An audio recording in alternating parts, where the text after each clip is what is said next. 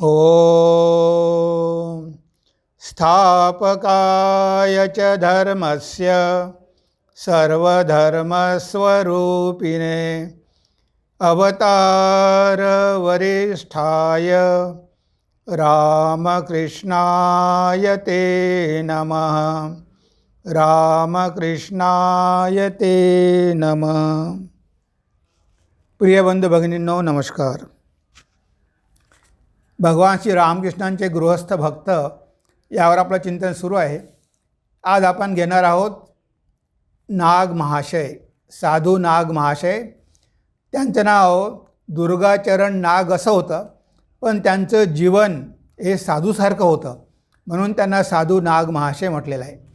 आपण बरीच पुस्तकं वाचली, भक्तिशास्त्र वाचलं, नारद भक्तिसूत्र वाचलं, हे सगळे शास्त्र आपण वाचले, पण ह्या शास्त्राप्रमाणे आचरण करून भक्तीच्या माध्यमातून ब्रह्मज्ञान प्राप्त करून घेणं हे कसं शक्य आहे, हे नाग महाशयांनी आपल्या जीवनामध्ये दाखवून दिलेलं आहे। म्हणजे बघा, ठाकूरांचे गृहस्थ भक्त आहे, पण एवढा उच्च आदर्श त्यांनी दाखवून दिलेला आहे की गृहस्थांनी जर त्यांचं अनुसरण केलं तर 10% जरी अनुसरण केलं तरी त्यांचं मंगल झाल्याशिवाय राहणार नाही। जसं शास्त्रामध्ये म्हटलं आहे, नारद भक्तिसूत्रात म्हटलं आहे की ज्या व्यक्तीला अशा प्रकारची भक्ती प्राप्त होते, ज्याला पराभक्ती प्राप्त होते, तो कशा प्रकारे वागतो? यद ज्ञात्वा मत्तो भवती स्तब्धो भवती आत्मा रामो भवती। ही भक्ती प्राप्त झाल्यानंतर ती व्यक्ती उन्मत्तासारखी वागते। मत्तो भवती, स्तब्धो भवती, शांत होऊन जाते, आणि आत्मा रामो भवती, मग तिला बाहेरच्या कोणत्याही गोष्टीची गरज भासत नाही। अशा प्रकारचं जीवन आहे नाग महाशयांचं। स्वामीजी म्हणायचे की नाग महाशय म्हणजे पूर्व बेंगॉलमधील लोकांना एक वरदानच आहे। त्यावेळेस बेंगॉल म्हणजे फक्त एकच बेंगॉल होतं, आता ईस्ट आणि वेस्ट बेंगॉल झालेलं आहे। आता जे आहे ते बांगलादेशामध्ये ढाक्याजवळून काही अंतरावर देवभोग आहे, ते त्यांचं गाव होतं। आता स्वामीजी म्हणतात की मी सगळी दुनिया बघितलेली आहे। त्यांच्या शब्दात बघा, स्वामी विवेकानंद त्यांच्याबद्दल एकदा म्हणाले होते, पृथ्वीचा पुष्कळ भाग मी फिरलो, पण नाग महाशयांसारखा महापुरुष मला कोठेच आढळला नाही। मी पृथ्वीचा एवढा भाग फिरलो, पण नाग महाशयांसारखा महापुरुष कुठेच आढळला नाही। म्हणजे बघा, अतुलनीय आहे, आपण त्यांची तुलनाच करू शकत नाही। म्हणजे स्वामीजी पण त्यांना एवढा आदर द्यायचे। असे भक्त, महान भक्त म्हणजे नाग महाशय, दुर्गाचरण नाग। एकदा भगवान श्री रामकृष्ण त्यांना म्हणाले की अरे म्हणे, तू माझ्याबद्दल तुला काय वाटते, मला तू काय समजतोस? तेव्हा नाग महाशय काय म्हणाले बघा, ते म्हणाले, काही दिवसानंतर एकदा श्री रामकृष्णाने स्वतःच्या शरीराकडे बोट दाखवून म्हटले, याच्या बाबतीत तुझे काय मत आहे? नाग महाशय हात जोडून नम्रपणे म्हणाले, प्रभो, मला सांगण्याचे काहीच प्रयोजन उरले नाही, कारण आपल्या कृपेनेच आपण कोण हे मला ज्ञात झालं। आपण साक्षात नारायण। म्हणजे बघा, नाग महाशयांनी ओळखलं, भगवान श्री रामकृष्ण कोण आहेत हे त्यांनी ओळखलं, आणि आपला त्यामध्ये काय रोल आहे हे पण त्यांना माहिती होतं। म्हणजे बघा, भगवंताच्या अवताराला ओळखणं, आणि ते म्हणतात तुमच्या कृपेमुळेच भगवंताने कृपा करून ओळखू दिलं तरच आपण त्यांना ओळखू शकतो। तर किती लोक भगवंताच्या अवताराला ओळखतात? तर अशा प्रकारचे नाग महाशयांचं जीवन होतं। देवभोगला त्यांचा जन्म झालेला होता। वडील होते दीनदयाल, त्यांची आई ते 8 वर्षाचे असतानाच वारली होती। त्यांचा जन्म झाला 21 ऑगस्ट 1846। 21 ऑगस्ट 1846 रोजी त्यांचा जन्म झाला, आणि शिक्षण गावामध्येच झालं 8वीपर्यंत गावामध्ये शिक्षण झालं। पण हा मुलगा लहानपणापासूनच दैवी संपत घेऊन जन्माला आलेला होता। तो नेहमी सत्य बोलायचा, नेहमी शांत राहायचा, सगळे मित्र त्याची मदत घ्यायचे. एकदा काही मित्र म्हणाले की अरे म्हणे दुर्गाचरण, आज आपण खेळत आहो ना, तुला या खेळामध्ये खोटं बोलावं लागेल, नाहीतर आपण जिंकू शकणार नाही. दुर्गाचरण म्हणाले की मला ते जमणार नाही. आणि दुर्गाचरण खोटं बोलला नाही, तो सत्यच बोलला. त्यामुळे त्याची टीम हारली आणि हारल्यानंतर सगळे मित्र खूप नाराज झाले आणि दुर्गाचरणची खूप पिटाई केली. त्याला भाताच्या शेतामधून ओढत ओढत नेलं. अंगावर सगळे मार्क लागलेले होते, रक्त निघत होतं. ह्या मुलानं सगळं सहन केलं. एवढंच नव्हे तर घरी गेल्यानंतर कुणाला सांगितलंसुद्धा नाही. आत्याला पण सांगितलं नाही, वडिलांना पण सांगितलं नाही. त्यांची आत्या त्यांना लहानपणापासूनच रामायण महाभारत यामधल्या गोष्टी सांगायच्या आणि त्या सगळ्या गोष्टींची तो धारणा करायचा मुलगा. त्याला स्वप्नामध्ये ह्या सगळ्या गोष्टी दिसायच्या, देवदेवतांची दर्शनं व्हायची. 8वीपर्यंत तो गावामध्ये शिकला, पण पुढचं शिक्षण घेण्यासाठी त्याला मात्र लांब जावं लागलं. म्हणजे गावापासून 10 मैलावर एक शाळा होती, ढाका नॉर्मल स्कूल. त्या ढाका नॉर्मल स्कूलमध्ये जाण्यासाठी 10 मैलाचं अंतर चालून जावं लागत होतं.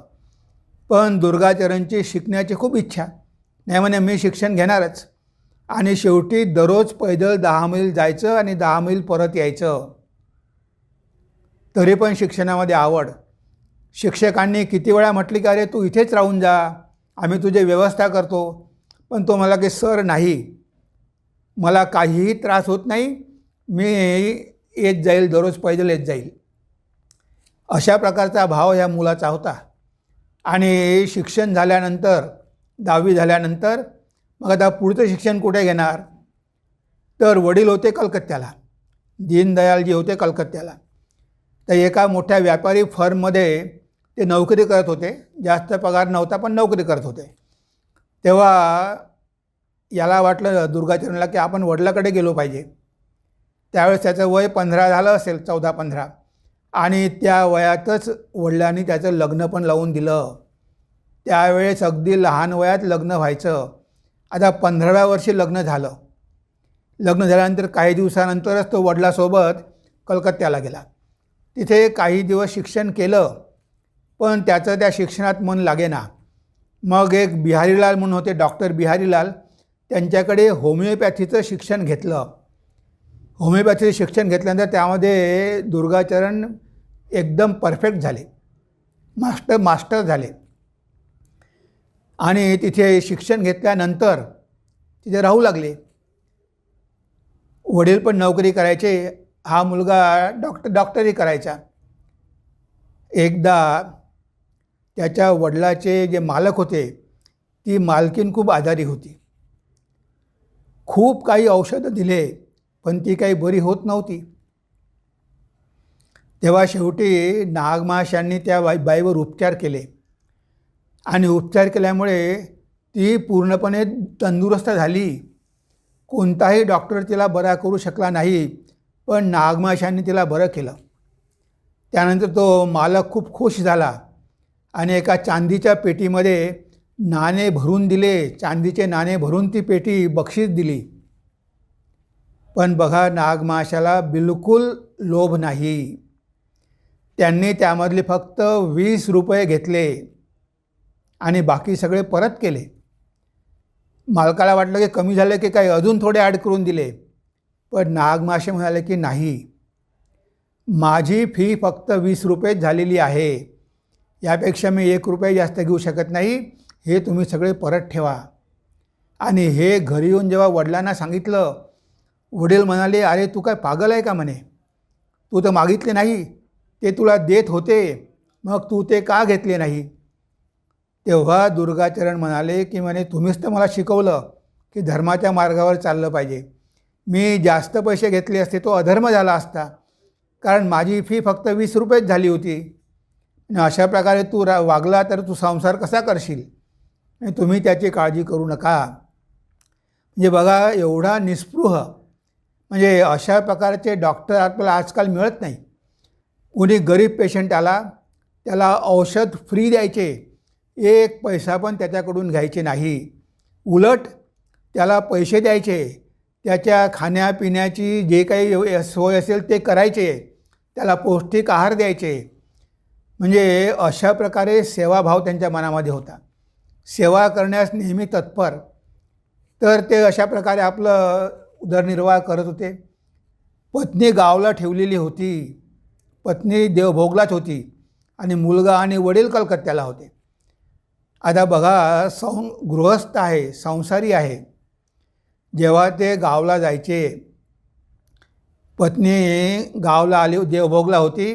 जेव्हा ते गावला जायचे तेव्हा तरुण पत्नी होती, पण त्यांना माहिती होतं की आध्यात्मिक जीवनामध्ये प्रगती करून घेण्यासाठी संयमित जीवन जगणं फार आवश्यक आहे. म्हणून ते आपल्याला ब्रह्मचर्याचं पालन करता यावं म्हणून ते घरी न झोपता झाडावर बसून राहायचे रात्रभर. म्हणजे बघा, अशा प्रकारे त्यांनी ब्रह्मचर्याचं पालन केलं. वडिलाला वाटलं की हा दुर्लक्ष करत आहे. वडिलांनी त्यांच्यावर कधीकधी रागावले, पण नागमाशे बिलकुल काळजी करत नव्हते. पुन्हा कलकत्त्याला आले, पुन्हा तिथे व्यवसाय सुरू केला, डॉक्टरकीचा व्यवसाय सुरू केला. सुरेशचंद्र दत्त यांच्याशी नागमाशांची भेट झाली. तेव्हा ते ब्राह्म समाजाचे भक्त होते, ब्राह्म समाजाचे फॉलोअर होते, पण ते भगवान श्री रामकृष्णांकडे पण जायचे. त्यांच्यामध्ये खूप डिस्कशन व्हायचं. एक निराकार मानायचे, दुसरे साकार मानायचे, खूप डिस्कशन व्हायचं, पण त्यांची मैत्री चांगली होती. तेव्हा एक दिवस सुरेश बाबू म्हणाले, तुला एक साधू बघायला यायचं आहे का? मी बघितलेलं आहे, दक्षिणेश्वरला राहतो, तुला खूप आवडेल. तेव्हा नाग महाशय म्हणाले की ठीक आहे, आपण जाऊ. एक दिवस 2 वाजता ते तिथे जाऊन पोहोचले. तिथे जाऊन पोहोचल्यानंतर हाजरा महाशय बाहेर बसले होते. ते म्हणाले की नाही, भगवान श्री रामकृष्ण तर इथे नाही आहे, ते चंदननगरला गेले आहे. आता भगवान श्री रामकृष्ण खोलीमध्येच होते, पण बघा भगवंत कशी परीक्षा घेतो. म्हणजे सहजासहजी आपण ही माया तरून जाऊ शकत नाही भगवंताच्या कृपेशिवाय. जेव्हा हे बोलणं सुरू होतं तेव्हा भगवान श्री रामकृष्ण आपल्या खोलीमधून बाहेर आले आणि यांना बोलावलं, अरे सुरेश बाबू या या या, तुमचीच वाट बघत आहे मी. आणि त्यांना खोलीमध्ये बोलावलं. खोलीमध्ये ते बसले. बसल्यानंतर भगवान श्री रामकृष्णाने त्यांना पहिला उपदेश काय दिला बघा, महत्त्वाचं आहे. ठाकूरांनी आनंदानं त्यांचं स्वागत केलं व त्यांची विचारपूस केली. संभाषणाच्या ओघात त्यांनी उपदेश केला, संसारात चिखल्या माशाप्रमाणे राहा. तो राहतो चिखलात, पण त्याची कांती नेहमी चकचकीत असते. त्याप्रमाणे निर्लिप्त होऊन संसार करा, म्हणजे मनावर संसारीपणाचा डाग उमटणार नाही. हा पहिला उपदेश त्यांना ठाकूरांकडून मिळाला. पहिलीच भेट, पहिलंच आकर्षण. आणि नागमाशाने ऐकलेलं होतं की भगवान श्री रामकृष्ण म्हणायचे की डॉक्टर आणि वकिलांना ईश्वराला भोत नाही, हे त्यांनी ऐकलेलं होतं. त्यामुळे त्यांनी पूर्णच्या पूर्ण आपली होमिओपॅथी प्रॅक्टिस बंद केली. त्यांची औषधीची पेटी होती, ती औषधाची पेटी त्यांनी गंगेत फेकून दिली. जर माझ्या आध्यात्मिक मार्गामध्ये हा माझा व्यवसाय जर अडथळा निर्माण करत असेल तर हा व्यवसायच नको. त्यांनी कसलीच पर्वा केली नाही. मधल्या काळामध्ये त्यांची पत्नी पण वारली. आता पत्नी वारल्यानंतर नागमाशांना खूप दुःख झालं, कारण ते तिचा द्वेष करत नव्हते, पण त्यांना दुःख झालं आणि त्यांच्या मनामध्ये विवेक निर्माण झाला. त्यांच्या मनामध्ये वैराग्य निर्माण झालं की हे जग असं आहे, या जगामध्ये कोणी कोणाचं नाही. ते खूप जपध्यान करू लागले, खूप साधना करू लागले, जास्तीत जास्त मन भगवंताकडे देऊ लागले. कधीकधी स्मशानात जाऊन बसायचे, स्मशानात जाऊन ते साधना करायचे. तर हे सगळं वडिलांनी बघितलं, दीनदयालांनी बघितलं. त्यांना वाटलं की हे काय झालं, अरे आपला मुलगा तर आता संन्यासी होईल की काय. त्यांना भीती वाटू लागली आणि आपला वंश पुढे चालणार कसा? म्हणून त्यांनी नागमाशांना खूप आग्रह केला की तू दुसरं लग्न कर. नागमाशांनी वडिलांना खूप समजावलं की म्हणे बघा तुम्ही माझं लग्न करून दिलं, ती एक बिचारी गेली, आता माझं पुन्हा मला कशाला बंधनामध्ये टाकता. आता वडिलांना माहिती होते की हा मुलगा लग्न करणार नाही, पण असं म्हटल्यानंतर त्यांना खूप वाईट वाटलं. त्यांनी अन्नपाणी सोडून दिलं आणि एका कोपऱ्यामध्ये गुपचाप बसायचे. हे बघून नागमाशांना त्यांची दया आली. अरे आपल्या वडिलांना किती दुःख होत आहे. आता वडिलांना समाधानी करण्यासाठी त्यांनी पुन्हा दुसरा विवाह केला. शरद कामिनी त्यांची पत्नी पण तशीच त्यांना मिळाली, शरद कामिनी. आता काही दिवस ते तिथे राहिले देवभोगला. नंतर पत्नीला तिथेच ठेवून पुन्हा नागमाशय वडिलांसोबत कलकत्त्याला आले. काही दिवसानंतर पत्नी पण आली, दोघांची सेवा करू लागली. नागमाशे आपल्या पत्नीला धर्माचा उपदेश द्यायचे, तिला समजावून सांगायचे की या हाडामासाच्या पिंजऱ्यावर आसक्त होऊ नका, तुमचं सगळं मन भगवंताकडे लावा. आणि त्यांनी प्रॅक्टिस सोडली होती, आता फक्त वडिलाची नोकरी होती. आता वडिलांना वाटलं की इथे राहून काय उपयोग. तेव्हा वडिलांनी ठरवलं की आपण आपल्या गावाला जाऊन राहू. म्हणून वडील दीनदयाल आणि त्यांची सूनबाई दोघेही देवभोगला निघून गेले आणि घराची जबाबदारी आणि नोकरीची जबाबदारी यांच्यावर सोपवून दिली. आता दुर्गाचरण वडिलाची नोकरी करू लागले आणि तिथे राहू लागले. मालकांची एवढी सेवा केली की मालक त्यांच्यावर खूप खुश होते, कारण नागमाशांना भीती म्हणून काही माहितीच नव्हती. एकदा प्लेगचा तिथे आजार पसरला. आता आपल्याला माहीत आहे की कोणतेही जर अशी साथ पसरली तर लोक मरतात. त्या प्लेगमुळे बरेच लोक मरत होती, महामारी आलेली होती प्लेगची. आता मालक घाबरला. तेव्हा मालकाने आपल्या सगळ्या घरच्या लोकांना घेऊन ते घर सोडलं आणि नागमाशांना सांगितलं की तुम्हाला ही सगळी जबाबदारी सांभाळायची आहे, मी आता कलकत्ता सोडत आहे. नागमाशांना प्लेगची पण भीती नव्हती. त्यांनी सगळी इस्टेट सांभाळली, व्यवहार सांभाळला, घर सांभाळलं आणि हे सगळे लोक आपल्या गावाला निघून गेले. तेव्हापासून मालकाचा यांच्यावर विश्वास खूपच बसला, इतके प्रामाणिक. काही दिवसानंतर तिथे राहिल्यानंतर पुन्हा एक दिवस ठाकुरांकडे गेले, कारण आता त्यांच्या मनामध्ये खूप वैराग्याचा अग्नी दगदगत होता. त्यांना वाटलं की संसारात राहून काही होणार नाही, आपल्याला संन्यासच घेतला पाहिजे. आणि हे ठाकुरांना विचारण्यासाठी ते गेले. त्यांच्या मनामध्ये काय होतं हे ठाकुरांनी पहिलेच ओळखलं होतं. आता ते संसारात राहू शकत नव्हते, एवढं त्यांचं वैराग्य वाढलेलं होतं. ते दुसऱ्यांदा ठाकुरांकडे गेले. तेव्हा ठाकूर काय म्हणाले बघा. श्री रामकृष्णांच्या प्रथम दर्शनानंतर त्यांनी काही महिन्यातच वैद्यकी सोडून दिली. आपल्या पित्याची नोकरी ते पुढे चालवित असले तरी अधिकाधिक वेळ ते आता ध्यानधारणेत घालू लागले. संसार त्याग करायची प्रबळ इच्छा त्यांना होऊ लागली. याच हेतूने ते एके दिवशी ठाकूरांच्या दर्शनाला गेले. ते तिथे पोचताच ठाकूर भावावस्थेत उद्गारले, संसार आश्रमात काय दोष आहे? ईश्वराकडे सदा मन असले म्हणजे झाले. गृहस्थ आश्रम कसा आहे समजले? जसे किल्ल्यात राहून युद्ध करणे सोयीस्कर, त्याप्रमाणे प्रपंचात राहूनच मन ईश्वरार्पण करणे चांगले. तुझे पाहून इतर साधारण गृहस्थ आश्रम धर्माचे यथार्थ मर्म समजतील. तुमचं जीवन हे गृहस्थाश्रमींनी कसं राहायला हवं याचा आदर्श ठरेल. आणि दुर्गाचरणांच्या तोंडातून शब्दही निघाला नाही. घरी परतून ते गुरुवाज्ञेचं पालन करू लागले. म्हणजे ठाकूरांनी त्यांना संन्यास घेण्याची परवानगी दिली नाही. ते म्हणाले की गृहस्थाश्रमात राहून तुम्ही एक आदर्श जीवन जगून दाखवा. गृहस्थाश्रमात कशा प्रकारचं राहायचे लोक तुमच्याकडून शिकेल. म्हणून तुम्हाला संन्यास घेऊन घर सोडायची काहीही गरज नाही. आता गुरुकडून हा आदेश झाला. आता मात्र नागमाशांना काही पर्याय उरला नाही. ते कलकत्त्यात राहू पण शकले नाही. त्यांनी नोकरी सोडून दिली. हा विचार केला नाही की नोकरी सोडली तर आपला उदरनिर्वाह कसा होईल. तर बघा, जो भगवंतावर सगळा भार सोपवतो ना, भगवंत त्याची काळजी घेत असतात. त्यांनी नोकरी सोडून जायचं ठरवलं तेव्हा मालक म्हणाला की दुर्गाचरण, तू काळजी करू नको.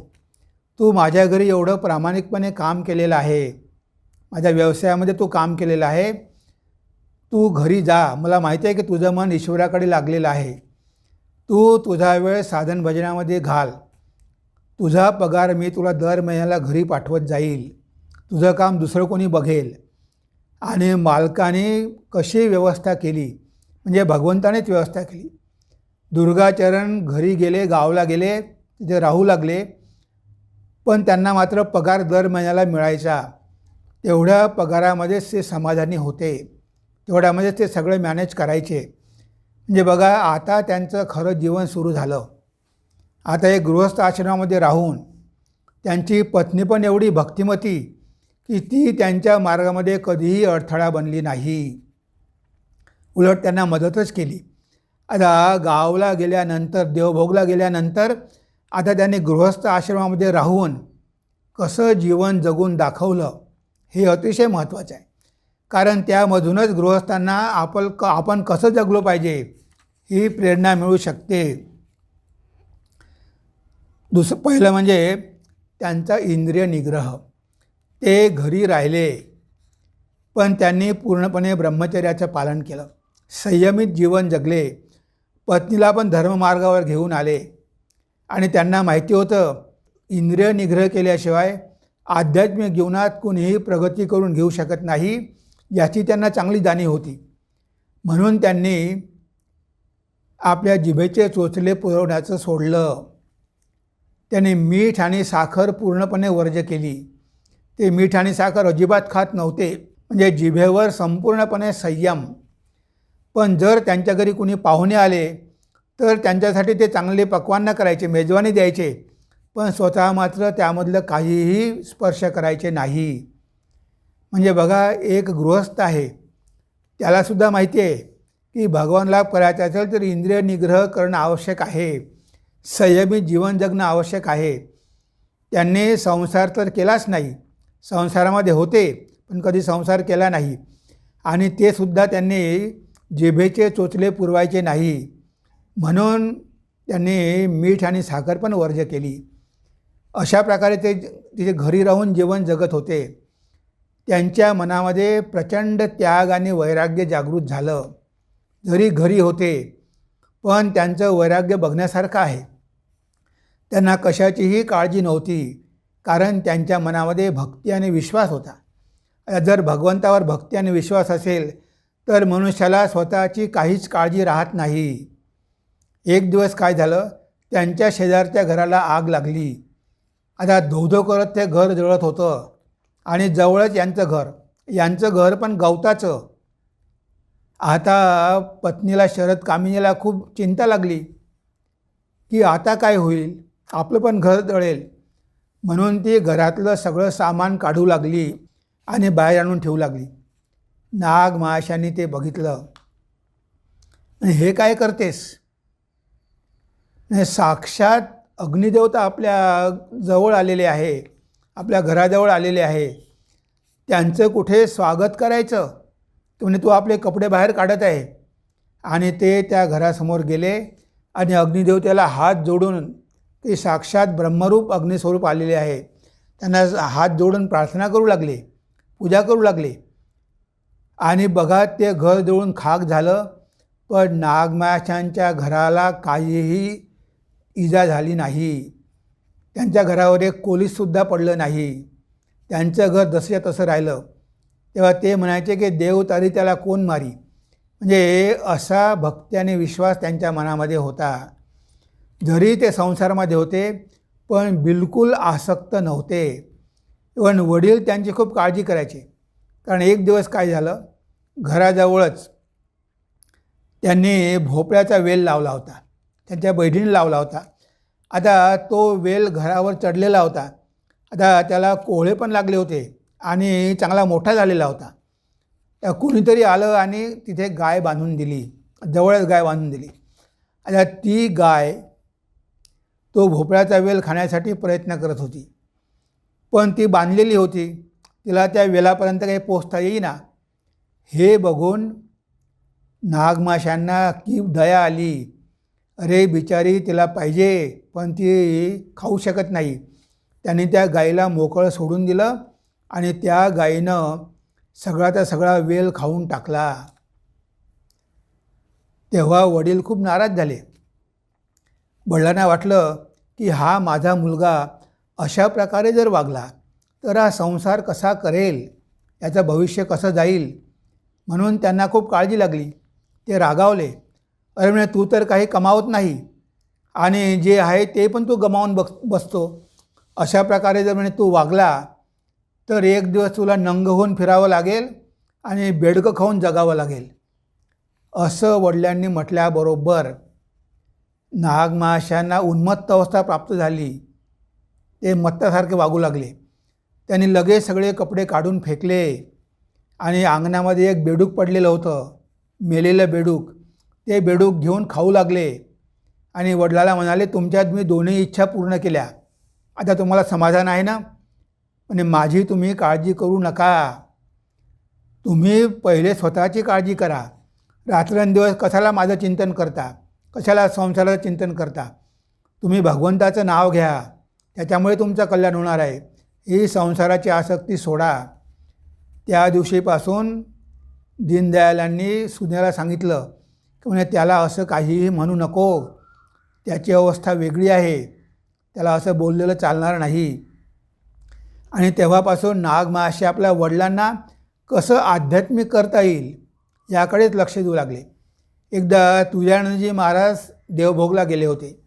आता बघा, देवभोगला गेले आणि नागमाशा त्यांना काय म्हणाले, इथे आपण बघू. स्वामी तुरानंदांनी एक हकीकत सांगितली आहे.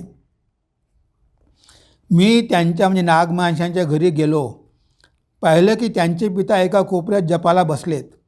नागमाशे मला म्हणाले, माझ्या वडिलांना आशीर्वाद द्या जेणेकरून त्यांना यथार्थ भगवत भक्ती लाभो. मी म्हटलं, ती तर त्यांना लाभलेलीच आहे, ते निरंतर भगवन नाम घेत आहेत, अजून काय हवं? नागमाशांनी प्रत्युत्तर दिलं, नांगर टाकून नाव वल्लवण्यात काय हशील? माझ्यातच त्यांचा जीव अडकलेला आहे, जपानं काय होणार? मी म्हटलं, आपल्यासारख्या पुत्रावर त्यांनी प्रेम नाही करायचं तर आणखी कुणावर करायचं? नागमाशे ओरडले, नाही नाही, असं म्हणू नका. फक्त आशीर्वाद द्या त्यांना की त्यांची माझ्यावरती आसक्ती नाहीशी हो. आहा, नागमाशे किती महान होते. म्हणजे बघा, तुरानंदजी महाराजांना ते काय म्हणतात की ते जप करतात, सगळं करतात, पण उपयोग काय? ते माझ्यावर आसक्त आहे. ते नुसतं नांगर टाकून ठेवलं आणि नाव वल्लवण्यात काय अर्थ आहे?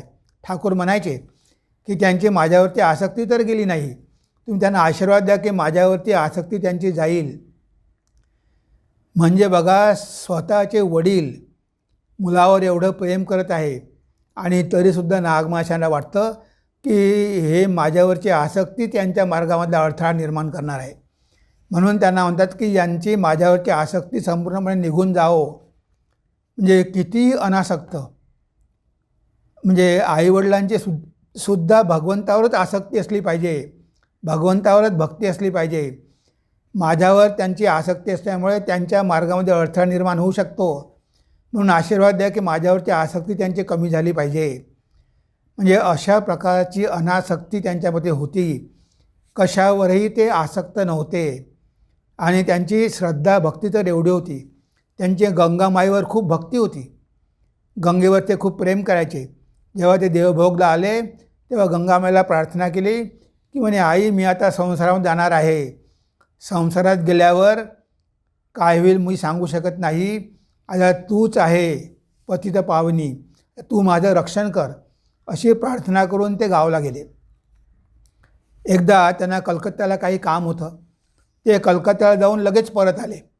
वडील म्हणाले, अरे तू कलकत्त्याला गेला होता आणि उद्या तर म्हणे गंगापूजा आहे, तू एक दिवस राहिला असता. लोक लांब लांबवरून तिथे जातात गंगा स्नानासाठी आणि तो कलकत्त्यामध्ये असून म्हणे गावाला परत आला. तेव्हा नागमाशाच्या तोंडातून सहज निघून गेलं, की जर गंगामायेवर खरी खरी भक्ती असेल तर आपल्याला गंगेवर जायची गरज नाही, गंगाच आपल्या घरी येईल, असं त्यांच्या तोंडून निघून गेलं. आणि दुसऱ्या दिवशी बरोबर गंगापूजेची वेळ झाली आणि त्यांच्या घराच्या अंगणाच्या आग्नेय कोपऱ्यामधून एक झरा वाहू लागला, फाउंटन, फवारा. जमीन फाटून एक फवारा निघाला आणि त्या फवाऱ्याची खूप मोठी धार, ते पाणी वाहू लागलं. आता सगळ्यांना आश्चर्य वाटलं की हे काय आहे. तेव्हा नागमाशे गेले, हात जोडून म्हणाले, जय गंगामाई की जय, मा तू किती दयामय, जय गंगामाई की जय. म्हणजे साक्षात गंगा त्यांच्या घरी प्रगट झाली. आणि गावातल्या सगळ्या लोकांना हे कळलं. सगळे लोक तिथे आले आणि त्या गंगामाईमध्ये स्नान करून धन्य झाले. आणि काही वेळाने तो फवारा आपोआप नष्ट झाला. म्हणजे बघा, ते सत्याचं आचरण करायचे, ते सत्य संकल्प होते, जे म्हणतील ते होणार. स्वामीजी म्हणाले की त्यांना काय अशक्य आहे, ते सत्य संकल्प आहे, त्यांचं जीवनच तसं आहे.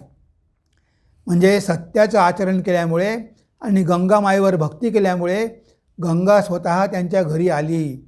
त्यांना गंगेवर स्नान करायला जायची गरज पडली नाही. म्हणजे अशा प्रकारची श्रद्धा आणि भक्ती त्यांच्यामध्ये होती, अशा प्रकारे अनासक्ती त्यांच्यामध्ये होती.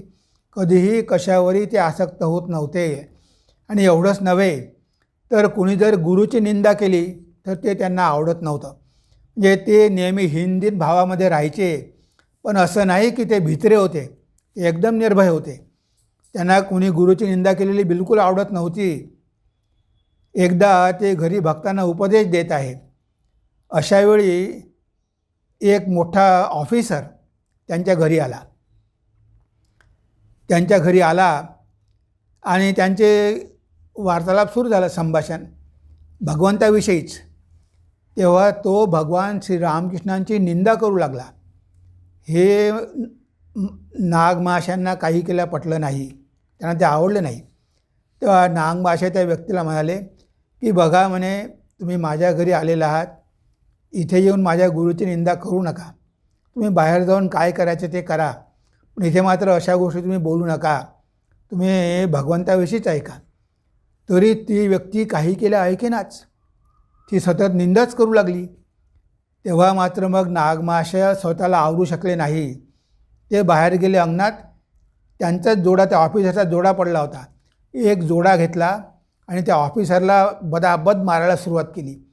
मारत मारत त्याला घराच्या बाहेर काढून दिलं आणि म्हणाले की माझ्या घरी येऊन माझ्या गुरुची निंदा करतो. आता ती व्यक्ती तर निघून गेली, पण तिनं ठरवलं की आपण नागमाशांना चांगला धडा शिकवला पाहिजे.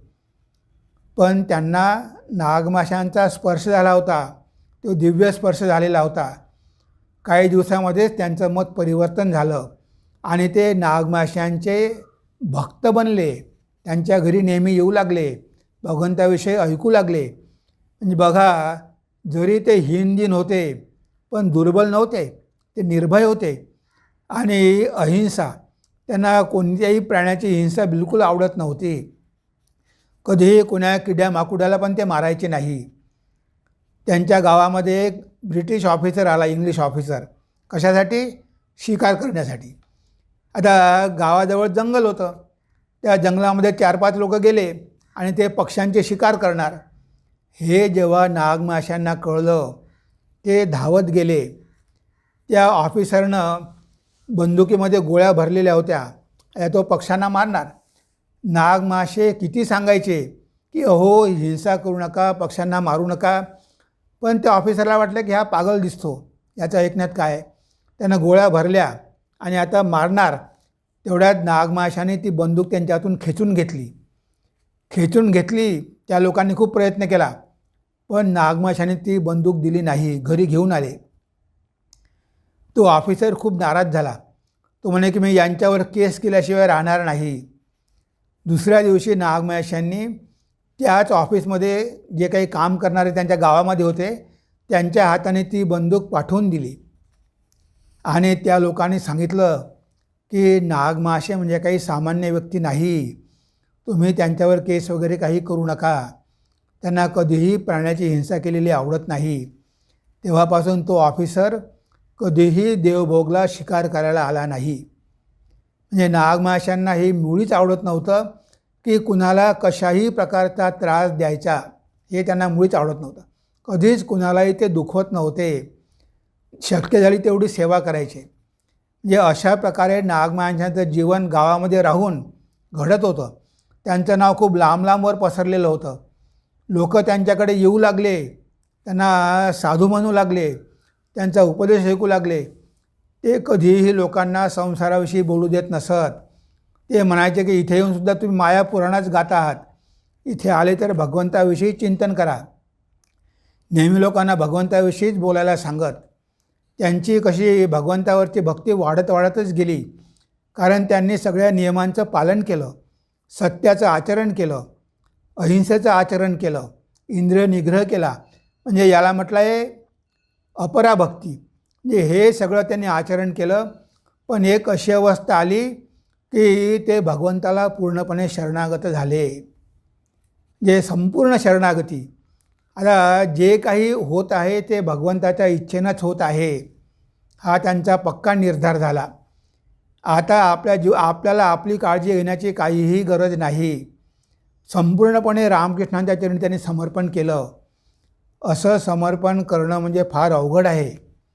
सुख असो की दुःख असो, जेव्हा हे असं समर्पण येतं, शरणागती येते, तेव्हा मनुष्य ब्रह्मज्ञान प्राप्त करून घेतो. आणि अशा प्रकारे शरणागती नागमाशांमध्ये आली. एकदा ते आपल्या खोलीमध्ये होते, रात्री झोपलेले आहे आणि एक पाहुणा पण आहे. आता झोपलेले असताना रात्री एका मांजरेने त्यांच्या तोंडावर उडी घेतली आणि त्यांच्या डोळ्याला ओरबडलं. आता डोळ्याला ओरबडल्यामुळे नागमाशे जोरात ओरडले. बायको आणि तो पाहुणा गेले काय झालं बघायला, तर नागमाशांच्या डोळ्यामधून रक्त येत होतं. ते सगळे घाबरले. नागमाशे काय म्हणाले, तुम्ही काहीही काळजी करू नका, ही श्री रामकृष्णांची कृपा आहे. मी मागच्या जन्मात काहीतरी पाप केलेलं असेल, म्हणून त्या पापाची सजा देण्यासाठी त्यांनी मांजरीचं रूप धारण केलं आणि मला ही इजा दिली. त्यामुळे माझे मागच्या जन्मामध्ये सगळे पाप नष्ट झाले. ही भगवान श्री रामकृष्णांची कृपा आहे. मी तर साधना करून माझी पापं नष्ट करू शकत नाही, तर त्यांनी मला हे दुःख देऊन माझी पापं नष्ट केली. म्हणजे याला म्हटलं आहे खरी खरी शरणागती. म्हणजे जीवनामध्ये जे काही होत आहे ती सगळी भगवंताचीच इच्छा आहे, ती त्याचीच कृपा आहे, त्याच्या इच्छेनंच होत आहे. हा भाव त्यांच्या मनामध्ये पक्का झालेला होता. आणि ही त्यांच्यामध्ये शरणागती आल्यामुळे त्याने कधीही तक्रार केली नाही, कधीही कंप्लेंट केली नाही. त्यांच्यावर कर्ज होतं, घर सांभाळणं कठीण होतं. एकदा ते स्वामीजीला भेटायला गेले. तेव्हा स्वामीजींना कळलं की नागमाशावर कर्ज आहे. तेव्हा स्वामीजी म्हणाले की आपण त्यांचं कर्ज फेडून टाकू. पण नागमाशा म्हणाले की नाही, मी आपल्याकडून पैसे घेणार नाही, मी ते कर्ज फेडेल. म्हणजे बघा, त्यांनी कधीही कुणाचीही मदत घेतली नाही. त्यांना भक्त किती मदत करायला तयार होते, पण त्यांनी कधीही कुणाकडून काहीही मदत घेतली नाही. जेव्हा गावामध्ये पूर यायचा तेव्हा लोकांच्याकडे नौका होत्या, पण यांच्याकडे नौकाही नव्हती. त्यांची पत्नी दुसऱ्याच्या नौकेने जाऊन बाजार करायची. तेव्हा आणि नागमाशे नौकेने गेले तरी ते नावाड्याला ती नौका वल्हवू देत नव्हते. ते स्वतः ती नौका वल्हवून जायचे. म्हणजे बघा, कुणालाही कधीही त्यांनी त्रास दिला नाही, कधीही सेवा करण्याची संधी दिलेली नाही. शरदचंद्र आपल्याला माहीत आहे, स्वामीजींचे शिष्य. तेव्हा हे शरदचंद्र नागमाशांचे भक्त होते, ते जाऊन राहायचे. तेव्हा शरदबाबू एकदा गेले आणि त्यांना खूप आग्रह केला की तुम्ही मला दीक्षा दिलीच पाहिजे. तेव्हा नागमाशे म्हणाले, अरे शरद, मी कधी कुणाला दीक्षा देत नाही, मी दीक्षा देण्यास पात्र पण नाही, मी दीक्षा देऊ पण शकत नाही. पण तुला साक्षात शिवाकडून दीक्षा मिळेल. आता शरदचंद्र चक्रवर्ती नंतर ते स्वामींचे शिष्य झाले. त्यांनी स्वामींच्या सहवासात ते पुस्तक पण लिहिलं. तर बघा, शरदचंद्र चक्रवर्ती जेव्हा स्वामीजींकडे गेले आणि बघितलं की ते स्वामीजी नाही, साक्षात शिव बसलेले आहे, आणि त्यांना माहिती होतं की हेच आपले गुरु आहे, जे तुझे गुरु माझ्यापेक्षाही मोठे होणार आहे. आणि म्हणजे तुला काही काळजी नाही, फक्त भगवान श्री रामकृष्णांचे त्यागी शिष्यच दीक्षा देऊ शकतात.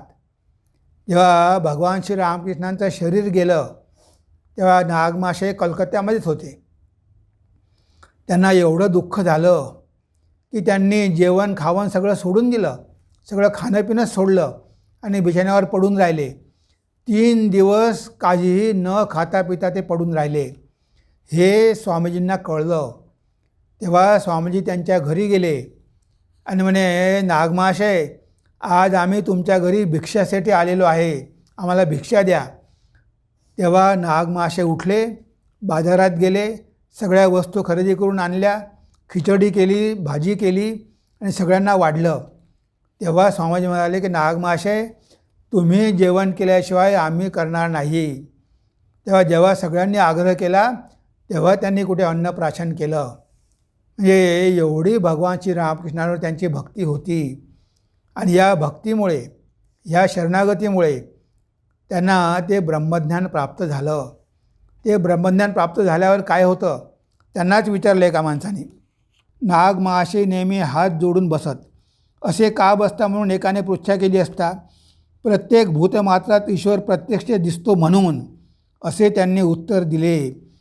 म्हणजे मी प्रत्येक भूतमात्रामध्ये ईश्वराला बघतो म्हणून मी नेहमी हात जोडून राहतो. म्हणजे बघा, मी बघतो म्हणजे ही त्यांची अनुभूती आहे. आपण म्हणतो की शिवभावे जीवसेवा केली पाहिजे, पण आपण नुसतं तोंडाने म्हणतो, पण नागमाशांचा तो अनुभव आहे. तो ते म्हणतात की मी स्वतः बघतो की सगळ्या प्राणीमात्रामध्ये तो ईश्वर विराजमान आहे. गावामध्ये एक माणूस मासे विकत होता. त्यानं ते जिवंत मासे होते, का मडक्यामध्ये टाकलेले होते, पाणी होतं, ते जिवंत मासे तो विकत होता. नागमाशांनी ते सगळेच्या सगळे मासे खरेदी केले आणि खरेदी करून शेवटी नदीमध्ये नेऊन सोडून दिले. म्हणजे बघा, त्यांना त्या माशांमध्ये पण भगवंत दिसत होता. जे सर्वत्र ईश्वर दर्शन ही अनुभूती आहे, ही त्या ब्रह्माची अनुभूती आहे. सगळीकडे एकच सत्य आहे. ते फक्त मनुष्यामध्येच नव्हे तर सगळ्या प्राणीमात्रामध्ये भगवंताला बघू शकत होते. ही त्यांची अनुभूती होती. एकदा एक भक्त ढाक्यावरून गेलेला होता. तो नारायणगंजला गेला. खूप पाऊस होता, मध्ये नदी होती. तो नदी पोहून गेला, शरीराची पर्वा केली नाही. नागमाशे त्याची वाटच बघत होते. बरोबर तो नदीच्या किनाऱ्यावर पोचल्यावर नागमाशे त्याला म्हणाले, अरे तू हे काय केलं? या नदीमध्ये साप वगैरे असतात, तू तुझा प्राण गमावला असता. तर तुम्हाला की मी तुमचं नाव घेऊन नदीमध्ये उडी मारली, मला काय होणार? नागमाशे त्याला घरी घेऊन गेले, कपडे दिले बदलायला आणि आता त्यांना झोपायला स्वतःचा बिछाना दिला. आज स्वयंपाक करणार पत्नी, पण सगळी लाकडं ओली झालेली होती. त्या घरामध्ये लाकडं नव्हती. आता काय करायचं? तेव्हा त्यांनी घराचे लाकडाचे खांब तोडायला सुरुवात केली. बायको म्हणते की हे तुम्ही काय करता? तो भक्त म्हणतो हे तुम्ही काय करता? तेव्हा नागमाशे म्हणाले की ती व्यक्ती माझ्यासाठी प्राण द्यायला पण तयार होती आणि त्याच्यासाठी मी एवढ्या घराची आसक्ती करू? घर जाऊ दे, पण मी त्याला भोजन दिलंच पाहिजे. म्हणजे नागमाशे त्या अतिथीमध्ये पण भगवंत बघत होते. शेवटी त्यांनी स्वयंपाक करून त्या माणसाला जीव घातलं. म्हणजे ही होती त्यांची नारायण सेवा. एकदा 5-6 डिवोटी त्यांच्याकडे आले. आता घरी काहीही नव्हतं. ते बाजारात गेले. बाजारातून त्यांनी माल विकत घेतला आणि डोक्यावर, ते कधीच नोकर करत नव्हते, सगळं ओझं डोक्यावर घेतलं. पण त्यांना पोटाचा आजार होता, पोटामध्ये सूळ व्हायचा, खूप दुखायचं. ते सामान घेऊन येत आहे तर रस्त्यात ते पडले आणि पडल्यामुळे ते बेहोश झाले. बराच वेळ गेला. नंतर तेव्हा त्यांना जाग आली. तेव्हा ते म्हणले, हे रामकृष्ण तुम्ही काय केलं? साक्षात अतिथी नारायण माझ्या घरी येऊन बसलेले आहे आणि मी त्यांची सेवा करू शकलो नाही, हे तुम्ही असं काय केलं? शेवटी नागमाशाने ते गाठोडं घेतलं, घरी आले, सगळ्यांना हात जोडून माफी मागितली. तो म्हणे, तुम्ही सगळे नारायण आहात, मला तुम्हाला जेवण द्यायला उशीर होत आहे, मला माफ करा. म्हणजे अशा प्रकारचं त्यांचं दर्शन होतं, अशा प्रकारे त्यांचा अनुभव होता. त्यांचं घर कौलाचं होतं, ते दरवर्षी ते रिपेअर करावं लागायचं. आता ते करू देत नव्हते, पण एक दिवस नाग महाशय बाहेर गेलेले होते, म्हणून पत्नीनं 2 कामगार तिथे कामाला लावले. ते घराचं रिपेअर करत होते, मरम्मत करत होते. तेवढ्यात नाग महाशय आले. अरे म्हणे, तुम्ही काय करता? साक्षात नारायण म्हणे माझ्या घरावर बसले आहे आणि माझं घर दुरुस्त करत आहे. अरे अरे, ते करू नका, लगेच खाली या. बायको म्हणलो, आपण आपलं घर गळते आहे. म्हणे, हे तू काय केलं? नारायणाला सेवा करायला लावली, त्यांना खाली उतरवलं, त्यांना चिलम प्यायला दिली, त्यांना खाऊ घातलं, पूर्ण पैसे दिले आणि घरी पाठवून दिलं. म्हणजे बघा, नागमाशांना त्या कामगारामध्ये पण नारायण दिसत होता. जे सगळीकडे भगवत दर्शन याला म्हटलेलं आहे की सगळीकडे भगवत दर्शन. एकदा काय झालं, त्यांचा एक भक्त आला होता आणि ते बसले होते. ते त्यांच्या घराला कुंपण होतं. त्या कुंपणाच्या टोकावर बघा इथे लिहिलं आहे, ओसरीवर एका भक्तासमवेत ते एकदा बसले असता त्या भक्ताला दिसून आलं की पूर्वेकडील बांबूचं कुंपण वाळवीने भरून गेलं आहे. कुंपणाचं आणखी नुकसान होऊ नये म्हणून त्या भक्ताने ताडकन उठून ते कुंपण इतक्या गदागदा हलवलं की वाळवीच्या वारुळाचा मोठा भाग जमिनीवर पडला. नाग महाशय विव्हळून ओरडले, हाय हाय, काय केलंस हे? किती दिवसांपासून तरी ह्या वेळूच्या टोकावर वाळवीने घर करून त्यात वास केला होता. आज तू त्यांचा आश्रय नष्ट केलास. हा मोठा अपराध आज तू केलास. असे म्हणता म्हणता त्यांच्या डोळ्यातून अश्रुधारा वाहू लागल्या. हा प्रकार पाहून तो भक्त बिचारा स्तंभित झाला. शेवटी नागमाशे त्या निराश्रित कीटकांपुढे येऊन म्हणाले, आपण आणखी खुशाल घर करून राहा. पुन्हा तुम्हाला कोणीही त्रास देणार नाही. पुन्हा तुम्हाला कोणीही त्रास देणार नाही. म्हणजे बघा, ते वाळवी सगळी खाली पडली. त्याच्यामुळे त्यांना दुःख झालं, कारण त्या वाळव्यांमध्ये पण त्यांना भगवंतच दिसायचा. म्हणजे अशा प्रकारचं जीवन ज्यांना साक्षात भगवंत सगळीकडे दिसतो, सगळ्या प्राणीमात्रामध्ये ज्यांना भगवान दिसतो आणि ते सुद्धा भक्तीच्या मार्गाचा आश्रय घेऊन, हे खूपच म्हणजे आपण बघण्यासारखं आहे. आणि शेवटी आपण बघतो की जेव्हा नागमाशय आजारी पडले तेव्हा शरदबाबू त्यांच्या सेवेसाठी गेले. स्वामीला की जा त्यांची सेवा कर. ते तिथे 13 दिवस राहिले आणि खूप आजारी होते.